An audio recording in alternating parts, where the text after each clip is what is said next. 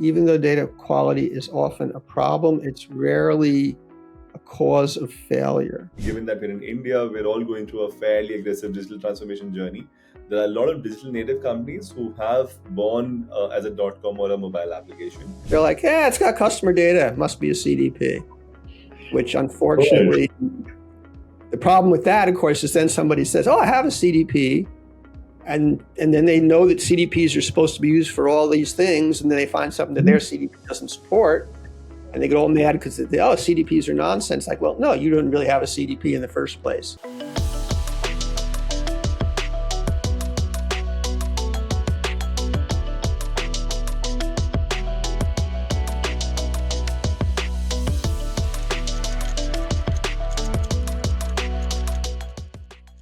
So David Raab is an authority in the field of customer data platforms. He's been talking about it, advising companies on their Martech and customer data practices before most of us even started to hear about these terms. He probably coined the term of CDP.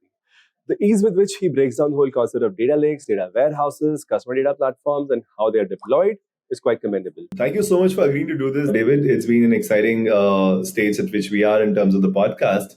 This is the first time I'm doing this online. Normally we try to do it in person, but that's where we kind of got the tools together, because I don't know when you'll be in India next.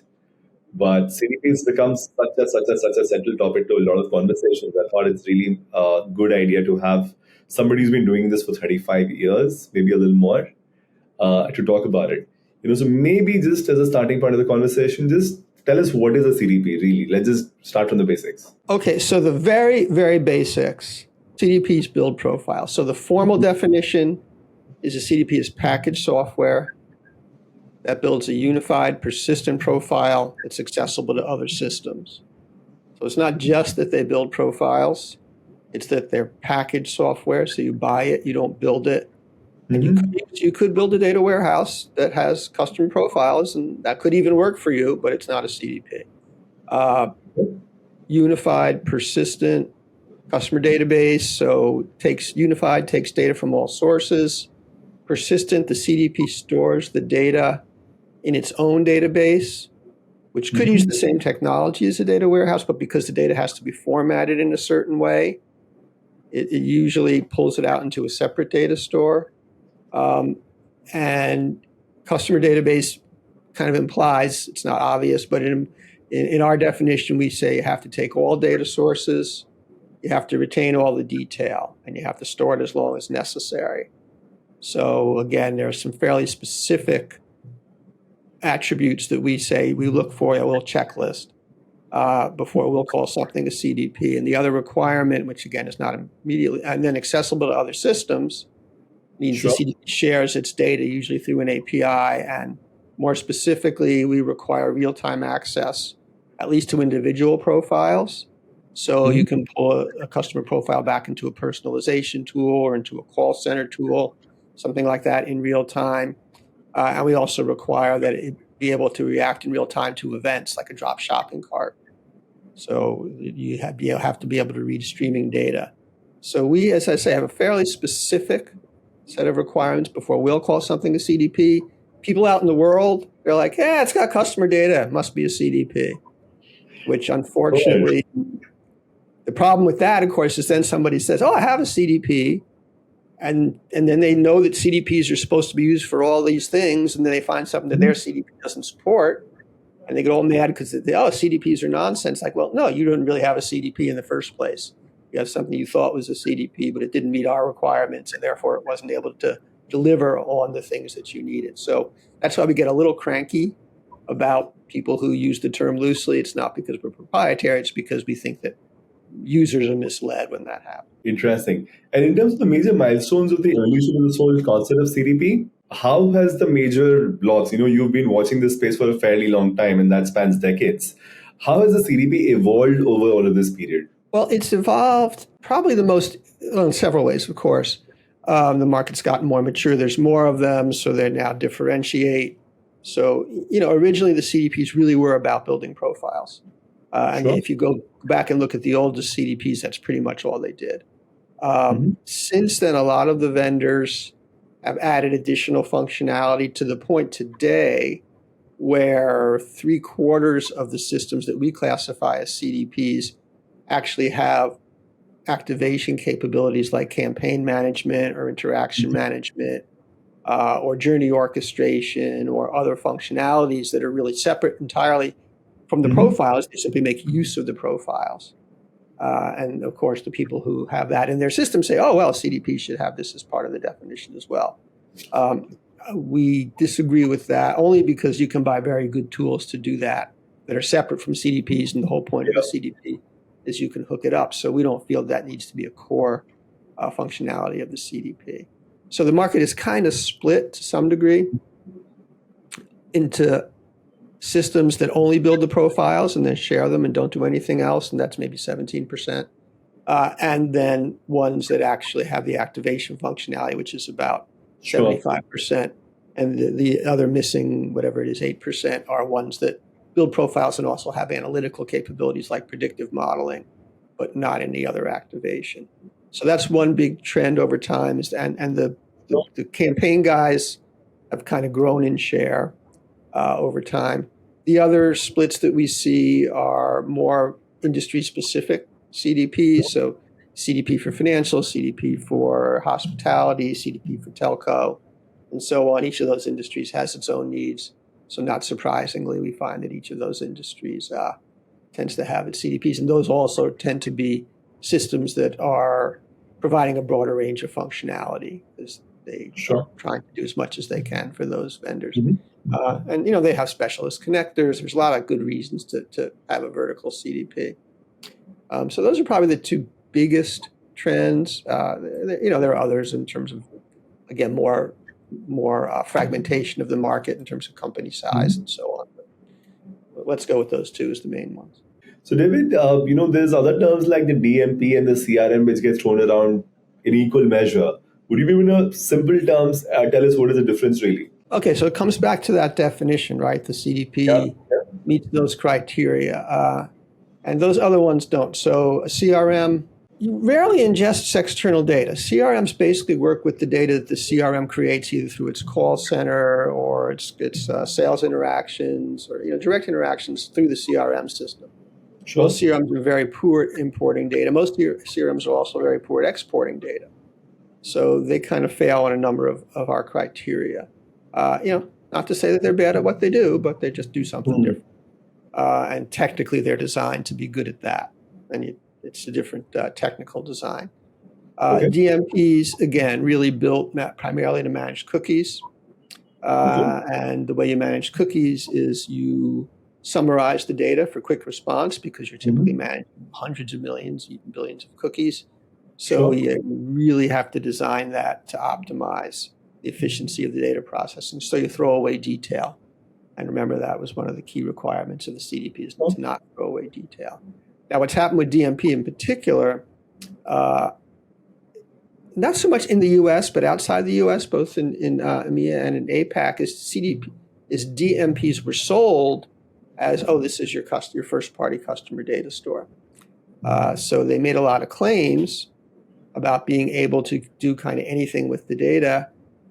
And then it turned out that because they throw away details and stuff, there really was actually quite limited in what you could do with the data in DMP. So unfortunately, what's happened is often people will start talking about CDP and the buyer will say, wait, I heard those same promises from the DMP people 5 years ago or 10 years ago. And why should I believe you, right? I've been lied to once. So the DMP market really is collapsing.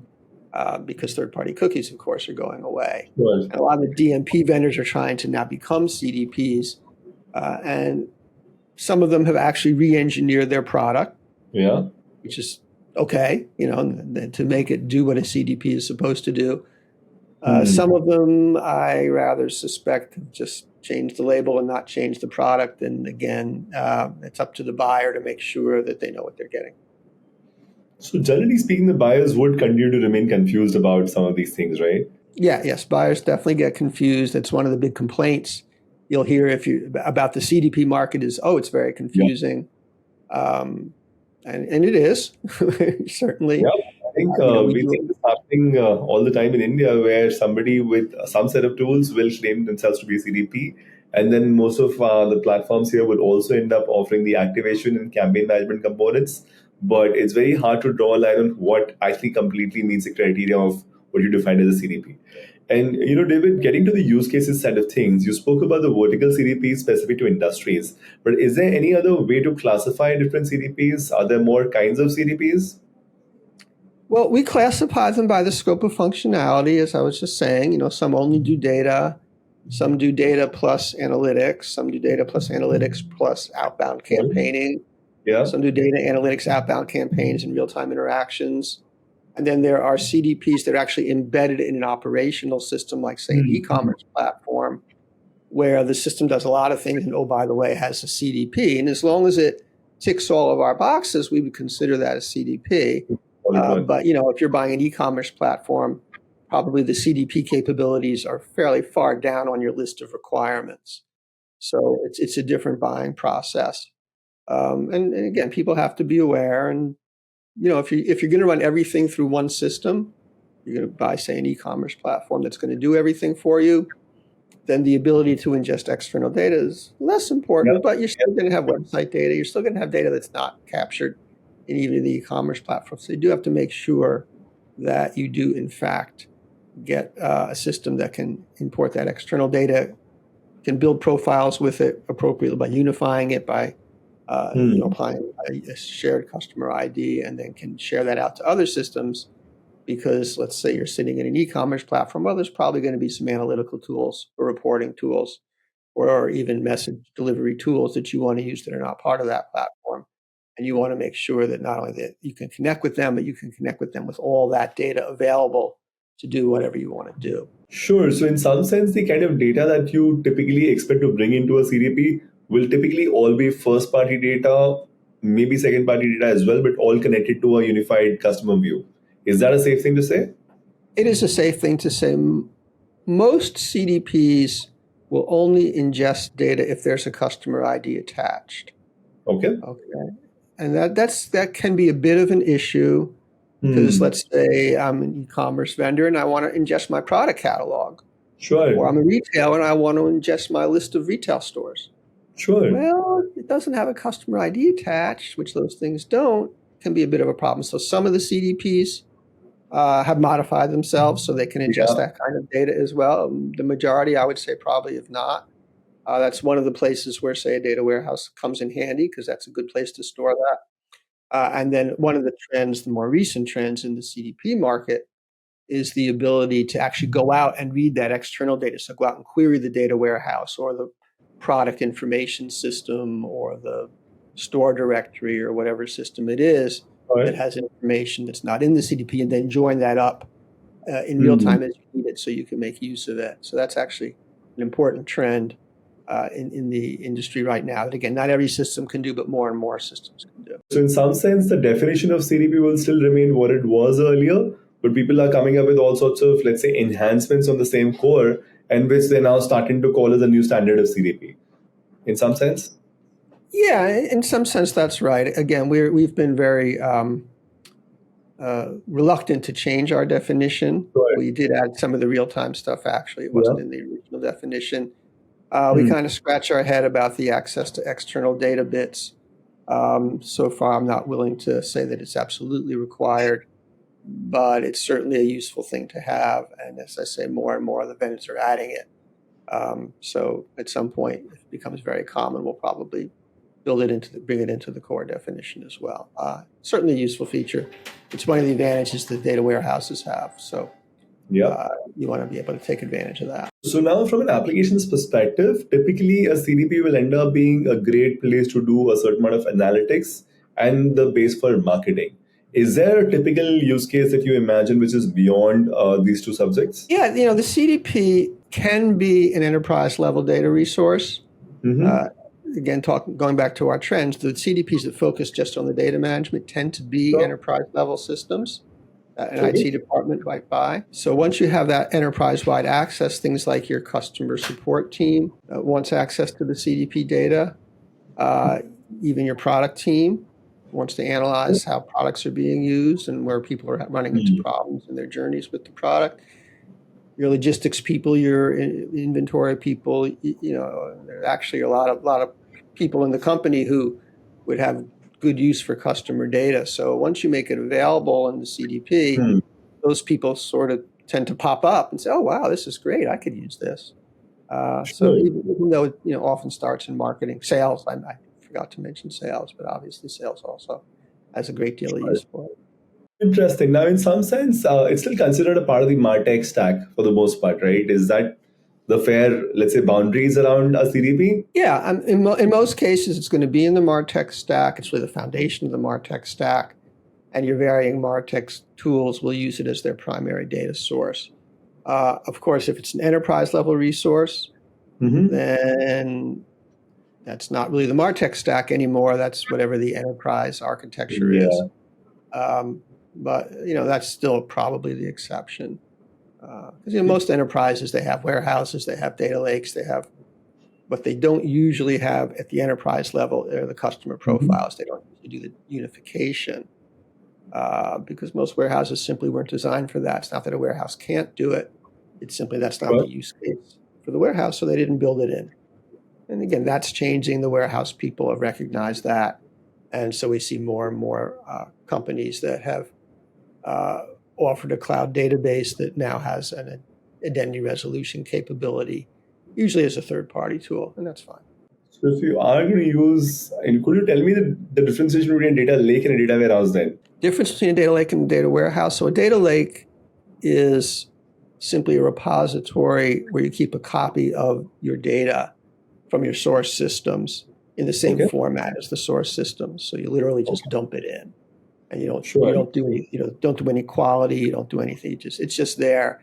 It exists only so that analysts can get at that data without having to query the source systems directly, because querying the source systems can slow down the performance of the source system. So you just source systems are typically production systems which are potentially customer facing, which have performance implications. Mm-hmm. Yeah, it can mess up your performance, and also you would have to grant them access rights, and it's much easier to grant access rights to one data lake than to a whole bunch of different source systems. So there's data lakes serve a purpose. Data warehouse takes the source data either directly or from the data lake and then does process it. So data warehouses are built primarily for analytical purposes. The traditional use was financial analysis. So they would summarize the data along financial lines, so by product, by retail outlet, not usually by customer, although some of them did back in the day. And then make that available often in relational databases and star schemas so that a business intelligence tool could analyze it, or sometimes so that a data scientist could pull the data out and roll it into whatever their modeling tool or their analytical tool of choice was. So, but it was a subset of the data. It was highly processed. It was usually summarized. So again, a very different use case than the CDP, which is designed to give access to the full customer detail directly. So in some sense, if you are going to build the CDP capabilities in the data warehouse, you might still need a CDP by the strict definition and have a bidirectional exchange of data happening at certain frequency, may or may not be real time. Right. Again, all the work that you would have to do to make your data warehouse do what a CDP does has been done by the CDP vendors. So, you could do the work again, reinvent the wheel for yourself. Feel free, go ahead, not my money. Or you could buy a packaged software that really has all that pulled together. To me, the choice is fairly obvious, which makes more sense. But it's a nuanced discussion. If your data warehouse already has a lot of these features, which in some cases they do, then it may make sense to add the few missing things just to extend the data warehouse a bit, to add what you need.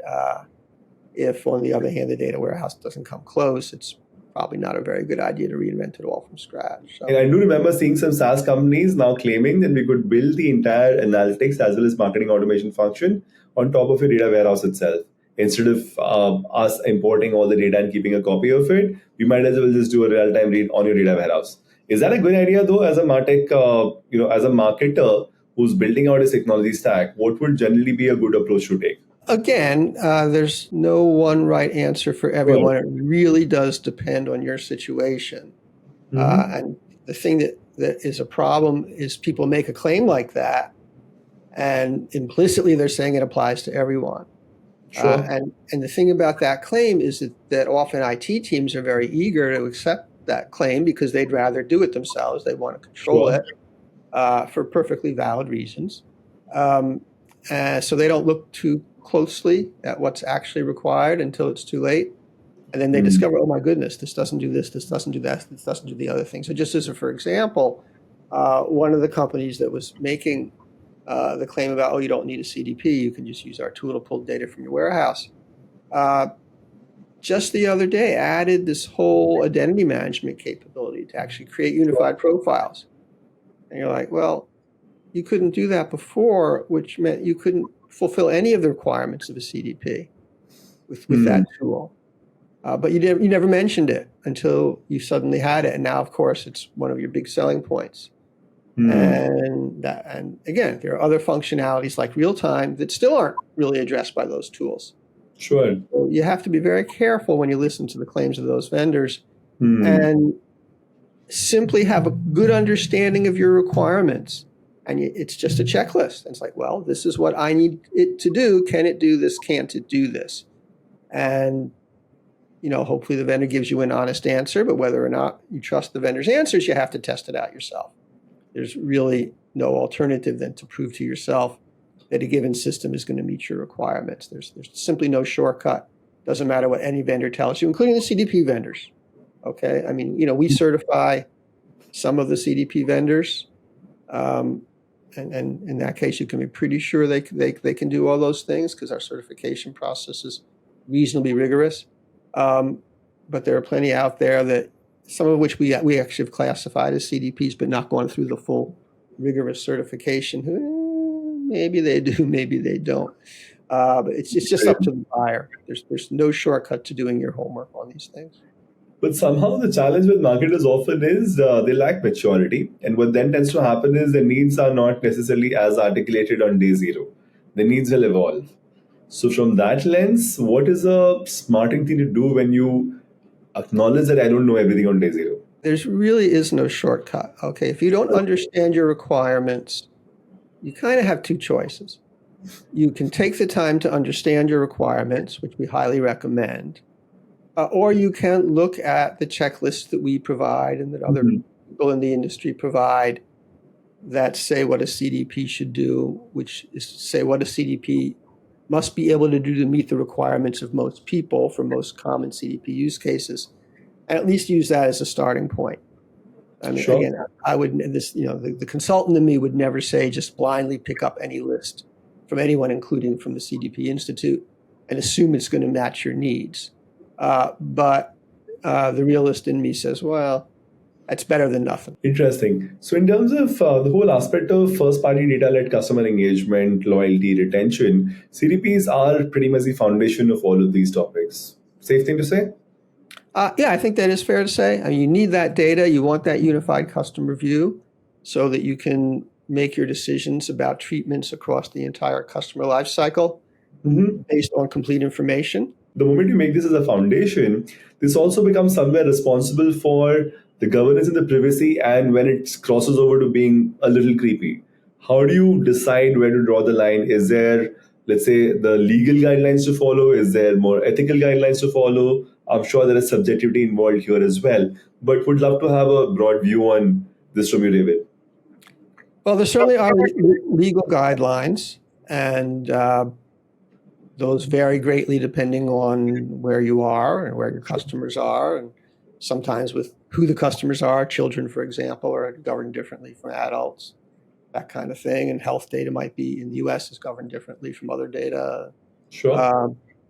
The U.S. is kind of screwy that way. We tend to focus on data type. Most data regulations, privacy regulations, really just focus on who the person is, not so much on the different data types. But even they classify data different degrees of sensitivity.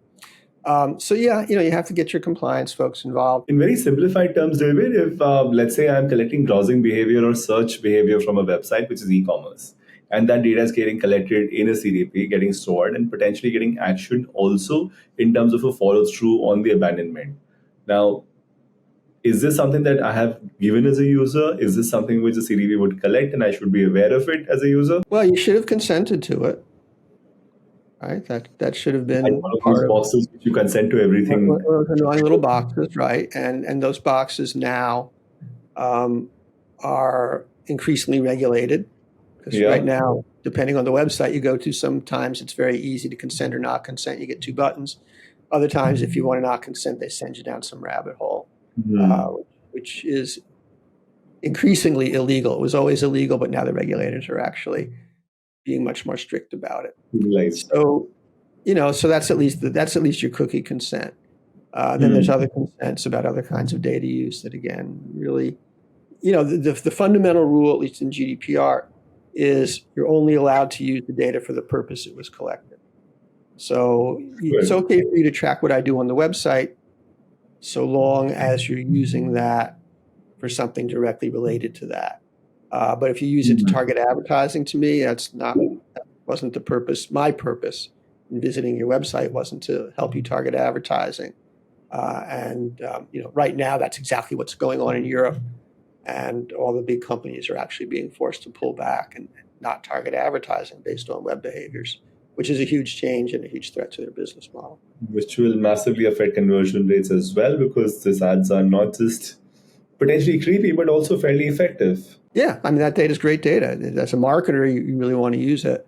But as a consumer, it's creepy for it to be used. So that's the balance that's being drawn. So, well, now, let's just put ourselves in the shoes of a marketer. And, given that we're in India, we're all going through a fairly aggressive digital transformation journey. There are a lot of digital native companies who have born as a .com or a mobile application. But there's also a large number of companies which have traditionally been large consumer players. And now they're evolving in the world of digital transformation. So among the many things and the choices they need to make, one of them is about choosing the Martech stack, and within that, the specific subject of a customer data platform. Now, what would be the top 3 things that you think a marketer or a chief, let's say, information officer or a digital transformation officer keep in mind when thinking about the CDP? It's kind of like real estate, location. It's integration, and integration are the key things. You really need to be able to get that data in there. You really need to be able to get that data out there. Beyond that, the ability to actually do the identity resolution, which we do not consider a core CDP requirement. It has to happen. You absolutely have to do identity resolution, but often there are third-party tools and third-party data resources, identity graphs, that are needed to do identity resolution well. So we say, well, it's okay to use a third-party tool because most companies don't have enough data in their own data to do that well. But one way or the other, you have to be able to take the data, and once you have recognized that these 3 identifiers are all the same person, this phone number and this cookie and this web device are all the same person, then to unify that and create the custom profile. That's probably after integration, the most important thing to look for. And then whatever specific requirements you have, which gets back to our earlier discussion of, well, do you even know what your requirements are? But assuming that you know what they are, you want a CDP that can support that. And probably they are the most important thing at the high level is simply to understand the scope. Do I want my CDP to also be my campaigning tool? Do I want my CDP to make product recommendations, to orchestrate customer journeys? If I want that, there's a whole bunch of requirements that are associated with that. If I don't, because I have good tools for that already, then I can simply exclude that from consideration in my CDP selection. Fair. And in terms of the whole identity resolution topic that you mentioned, there is 2 terms I've heard there. There's deterministic and there is probabilistic. Is there, let's say, something to be considered as a table stakes in today's world on these topics? Yeah, the deterministic is table stakes, and deterministic is matching that is logically clear. So if I get 2 records in with the same email ID, I can match on the email ID, and if it's the same, it's the same, and if it's not, it's not. It's very deterministic. If I get someone who opens an email on a device, then I can match that device to that email, and that's also deterministic. However, what if I'm opening the email on a public device? What if I'm opening the email on my friend's device? So even though theoretically, if you open the email on a device, that's a device that's associated with you, in reality, there are actually rules around that to make sure that you're not making a false match. But either way, it's a kind of a logical thing. Usually deterministic data comes directly from the customer. So I fill out a form. I say, this is my email address. This is my postal address. This is my telephone number. That's just information I give to you. You can deterministically say, okay, those are all matched together because the customer told me that they were all matched together. That's fine. Probabilistic looks at behaviors and makes an estimate of whether or not these two identifiers belong to the same person. So I have my telephone and I have my laptop that I carry around with me. And if I'm frequently opening email on both devices at the same time in the same place, because I do that when I travel, if that happens enough times, I can say, yeah, these two are a pair. They're probably the same person. And again, though, if it just happens once in a blue moon, I'm probably going to throw that away because that just might be a fluke. A friend borrowed my phone to open up their email or something like that. So the probabilistic is usually based on observed behaviors that you determine probably are the same person. There is a slight middle ground, which applies primarily to postal addresses, which you might want to call similarity matching. So they misspelled my name. They got my address slightly wrong. So I get two records that come in. They look like they're the same person, but they're not identical. That's another kind of probabilistic match. It's really very different from the other kind. So we tend to classify that as similarity, as a similarity match, just to distinguish it from the true probabilistic matches. So it's a very complex topic. Now, Sure. Getting back to creepiness, deterministic matches are pretty safe. People understand, okay, when I filled out my account form, I gave them this information, so they obviously know that's all me. And in fact, I'll be pretty annoyed if they don't know it's me, because I gave them that information. They should use it. On the other hand, if it's a probabilistic match, like, well, I never told them that, this phone and this device were the same person. How'd they know that? And do I really want them to know that? I mean, I have, there are some things that I do on separate computers specifically, so I don't want that stuff matched up against the rest of my profile. A lot of people do that.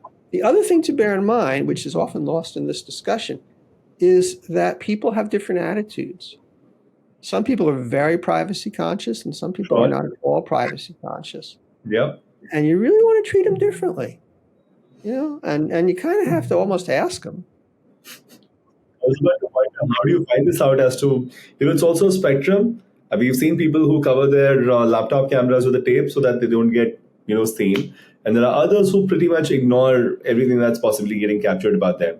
So you're saying that take an explicit permission or take an explicit sort of stance on where he is on the spectrum. Have you seen a good approach on this? Well, I think the good approach is to be sensitive to that. Obviously, you always want to respect the customer's wishes. And you pretty much have to ask them, because you'll never really know if they've covered their laptop or not. The other camera, maybe you will if you're spying on them, but hopefully you don't know that, to be honest. But you can certainly ask them, and you'll see, even in the cookie consent things, you get choices, right? Necessary cookies, analytical cookies, personalization cookies, you can turn it on. So just from that, what people are and are not willing to do, and hopefully you use the data accordingly. So that kind of consent mechanism is going to be simple. Some companies will go further and have a proper data hub or get dashboard that they give you where you can fill out all kinds of information. The problem is most people, of course, don't bother, but the ones who care about it will. So the fact that they'll even open up that dashboard tells you something about them. Fair enough. In some sense, this whole cookie permission and then it keeps popping up when you open a new website. What you're saying is there could be multiple different individual permissions being sought. And depending on how easily the person is giving one or more, or maybe none of the permissions, should say something about their concerns and privacy. And very simple question, is this information and what they chose supposed to be stored in the CDP as well? It should be accessible to the CDP. It can be stored physically in the CDP. Remember, it has a customer ID on it. Yeah. Well, the CDP is perfectly capable of storing it. The CDP should be referencing it when someone goes to pull an audience list. That it should be checking, oh, did this person consent to have their data used for this particular purpose, and which data is being used. What are the segmentation criteria on this audience list? Does that include sensitive data? And if so, have I made sure that the people have consented to using this data for this purpose? So it doesn't have to be in the CDP, but it has to be connected to the CDP. And the CDP is actually a pretty good place for it. I think with the most critical requirement of a CDP, and given the whole digital transformation play that's happening, most companies have their data in very disparate systems. So in terms of a standard guideline on what needs to happen before they can actually make a CDP come together, is this something that should happen that you get your data warehouse or your data lake together and then you get to a CDP stage, or what should be the right sequence of getting their data architecture or data systems right? Again, most companies today big companies will have a warehouse, or at least a data lake, and they probably have a warehouse, and they probably have several warehouses. Actually. So usually you want to pull your data for your CDP from those systems. If for some reason you don't have that available, or if there's a particular data source that wasn't included because nobody ever wanted it, that's relevant to your CDP, then you'll pull the data directly from that source system. So you take it from whichever is the easiest place to take it from. Once you do that, then you, of course, need to look at that data because the data in the data lake is raw data. The data in the data warehouse is processed data, but it might not have been processed in the way that you need it processed to support the CDP. So you might not even be able to use the warehouse data. You might have to go back to the data lake or even go back to the source system to get what you actually need. And data quality is a very common issue. It's one of the top problems that people run into. What we find interestingly is that even though data quality is often a problem, it's rarely a cause of failure. We actually do some research where we look at projects that succeed and projects that struggle. And they both run into data quality problems, but it's not really something that distinguishes the successes from the failures. Basically, the people who are good at managing their data can resolve the data quality issues, but you have to look at them. You can't ignore them. You do have to resolve them. Once you have your data quality under control and you understand what data you can actually bring into the CDP and it's reliable and has adequate coverage, you have enough people have that data element available, then you can begin to set up your CDP, and there are decisions to be made on structuring the data depending on how you're going to use it. So even though the CDP is extremely flexible, you still are going to have to make some choices based on what your use cases are. Again, gets back to that question of understanding your requirements. It's very dangerous to go into a big project like this without really understanding your requirements. And is that what then would differentiate the projects that succeed with the ones that struggle? The clarity of requirements? Yes, actually, clarity of requirements is probably the biggest differentiator now. And you step back and say, what causes clarity of requirements, right? And the answer to that one is it's user engagement. And the projects that struggle are ones where they didn't engage the end users, they didn't engage the IT department, they didn't engage the senior management. So that's not uncommon. What happens is somebody gets excited about the CDP and they form a little project team that says, go out and buy one. And that little project team hopefully goes out and at least does some initial research, asking users, what do you want to do? What can't you do? What can't you do that you might be able to do if you had a CDP? And they get some answers. But then they go off in there, and 6 months later, they come up with an answer, right? And they never talk to the users in between. And then 6 months later, when they pop up and they have this kickoff meeting with the users look at them like with this confused, like, what is this thing? I know nothing about this, and now you're offering me this new tool that's going to change my entire job. It's clearly going to be more work for me. That requires me to change everything that I do, all my business processes. Why do you think I would do this, and what's the advantage? So that's not a good way to do things. So you really need to keep the users engaged through the whole process so that as the selection team is learning about different CDPs and making judgments and choices about what's important and what's not important, the users are also engaged. So they, first of all, can give their input into what's important and not important, because they kind of the ones who understand that, but also they themselves get educated. So 6 months later, when you have that kickoff meeting, they're like, yes, this is the tool that we've been looking at. We're very excited. Yeah. We know exactly how we're going to use it. We just can't wait to get started. It's a very different meeting if you've kept your users engaged. And again, that shows up very clearly in our research. That's the difference between the ones who do well and the ones who do poorly, is that user engagement. So one of the things we see happen every once in a while in the market that we're in is people look at CDPs and they want to imagine possibilities once they look at the capabilities. So the tool ends up coming before the strategy comes in, and they'll shop around with multiple vendors, look at different possibilities, and then try to form a view on what the strategy should look like, which in my impression could be a little, the incorrect way of doing this. But what's your impression? Is this pretty common? Well, yes, sadly it is common because, as you say, people just get excited and they see the tactical possibilities and they don't really understand why they're doing it from a strategic point of view. So we always talk about three questions. What do I want to do? Which is based on what my business strategy is, my overall business strategy, not my technology strategy, but how does my company make money? And what my resources are. So what do I want to do and what I can do? And between the two of those, the intersection of those is the marketing programs or the business programs I want to run. What's stopping me from doing it? So I look at the programs I want to run, and then I analyze, well, what can I do today that stops me from doing those things? So that's a needs analysis. It says, okay, I need to combine data from these two systems, which I can't do today. And then what's the best solution? What's the best way to resolve to get it done? And then it could be a different vendor. It could be a different class of system. Again, maybe you don't need a CDP. Maybe all you need to do is extend your data warehouse a bit.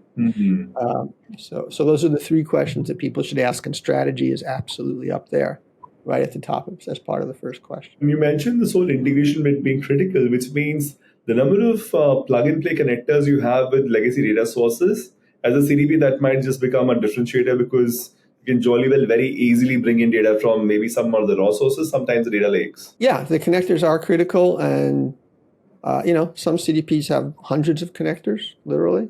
Others have a handful. This gets back to your vertical CDPs. Do I have because it really doesn't matter how many connectors you have. What matters is, do I have the connectors you need?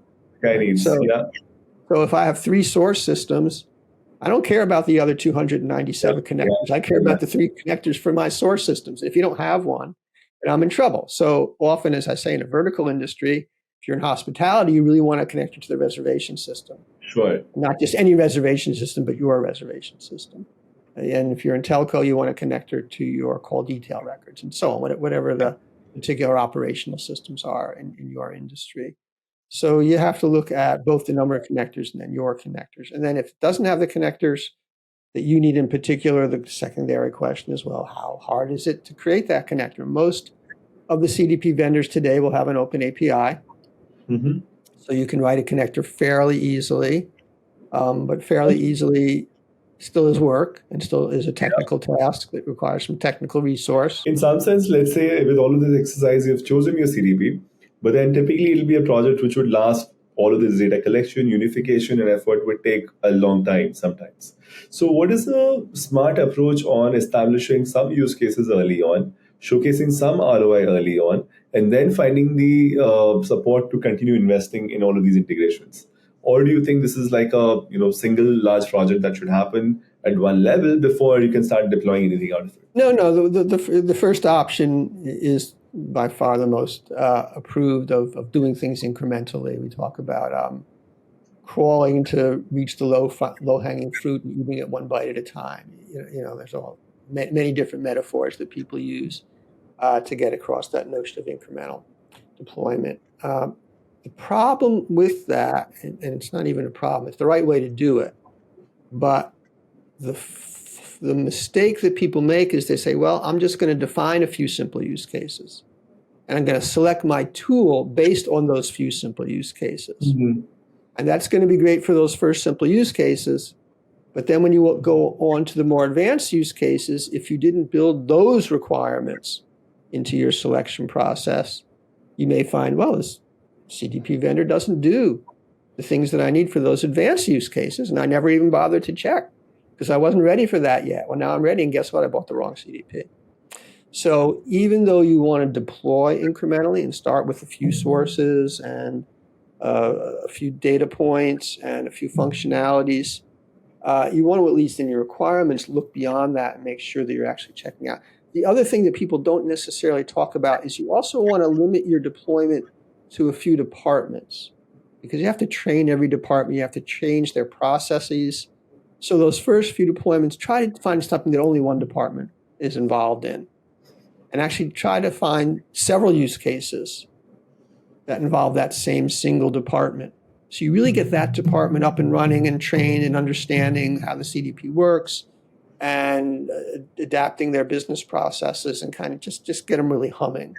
And then go on to a set of use cases that involve a second department, possibly that department working with the first department so they can cross-train. But if they're totally separate, that's okay too. But try to do it one department at a time as well, because that's going to make your training a lot easier. And people don't talk about that quite as much as they talk about some of the other functionalities. But since you say that there are industry vertical-based CDPs and there are people who have experience with industry verticals, is there like a use case library of some sort which becomes a safe place to refer to, that this is the expansive list of all the use cases that potentially need in a year from now? And let me just make sure that my CDP is covering all of this, because if I had to write it from scratch, I won't necessarily be able to imagine everything. Yeah, we actually have at the CDP Institute, www.cdpinstitute.org, a use case library. Yeah. That is a pretty good source. I think there's 42 in there. This is industry vertical wise, or is there a different way to kind of classify these? That's an excellent question. We have them classified more by maturity level. So there are use cases that are about data assembly. There are use cases about analytics. There are use cases about outbound campaigns and real-time interaction and journey orchestration. That's the primary way that we've classified them. I believe some of them are industry specific. What happens when you look at the use cases is that it's usually the same functionality, even though the details for a given industry are different, right? Sure. So the classic CDP use case is combining data from my e-commerce platform with my retail store. All right. Sure. I want to know what somebody bought in both places, specifically for retargeting. Someone goes online, they look at something, they don't buy it online. I put them in a retargeting stream, and then they go to the retail store and they buy it. I want to know they bought it in the retail store so I can stop retargeting them, so I don't chase them around. Classic CDP use case, classic marketing problem. All right, so that's a retail use case, right? And it says, but guess what? It can be the same for telco. Somebody looked at this particular feature. Should I add international calling? And they looked at it online, but then they called up the call center and they added it. Well, I got to stop retargeting them. So I have to share that data between those two systems. Those are not retail systems. That's a CRM system and a web system. Did they look at booking a flight to a certain location online, and then they go to the airline site and book it?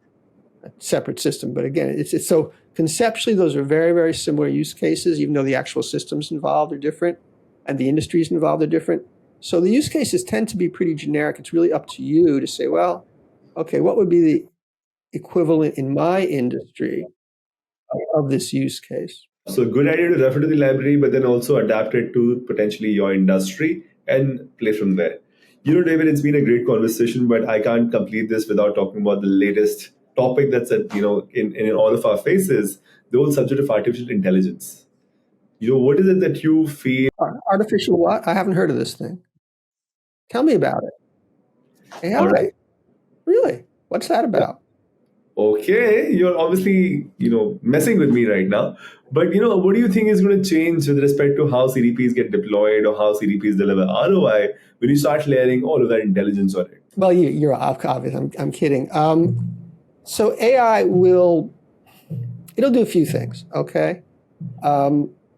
Actually, it'll do many things, not just a few things. It'll do pretty much everything. Most of the discussion about AI has been around content creation, which is huge.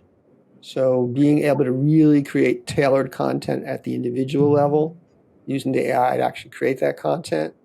And then there's been a fair amount of discussion taking it up one level to use the AI to actually design your marketing campaigns, your journey orchestration flows.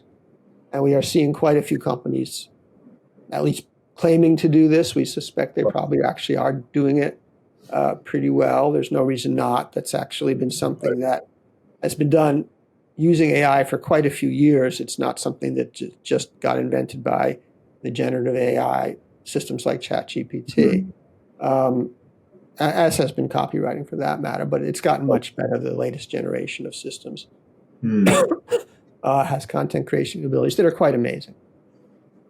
The other application that gets a little less discussion has to do with the data management side of things. And that's another thing that can be quite revolutionary, because we talked earlier about all the work involved in preparing your data for your CDP, checking quality, checking the data sources. We didn't talk about it, but going out and looking at other data sources. This is a big issue with privacy as well. I need to know where all my customer data is. All the personal information is in all my systems, which I may not have a complete catalog of. Well, the AI is great for looking at those systems and understanding their contents and saying, oh yeah, there's personal information here, there's personal information there. This is what's in this field. The field name doesn't really adequately describe what's in the system, but the AI can actually examine the contents of the data files. So the AI can do that. It can do quality work quite effectively, actually. AI can be very helpful with identity resolution. Again, it's been around using AI for that for a while, but I have no doubt whatsoever that the latest generations of AI will make that vastly more possible. So the AI should have a major impact on reducing the effort in setting up your CDP in the first place and building that data model. We haven't seen too much about using it for use case development, although I suspect that we'll see that as well. We actually are, at the Institute, are examining using AI to develop training materials, which would kind of come close to use case development now that I think about it. That is a huge potential as well, because one of the big problems in the industry, as of course you know, is that people need training. They really don't understand how to use this. It comes back to that requirements problem. And building training courses, the traditional fashion where you hire a subject matter and they build out a course, and it costs. It's very expensive and very time consuming, and your courses then are outdated, 6 months before they're even published. So we think that there's a lot of potential to use AI actually to create almost on-demand training materials as well. And that's something that we're looking at very aggressively right now, because there's this huge need for people to understand how to use these tools, because everything's changing, right, due to AI and due to all the other technologies. So even if you were perfectly trained and brilliantly trained 2 years ago, there's a lot of stuff you don't know now that you have to learn really quickly.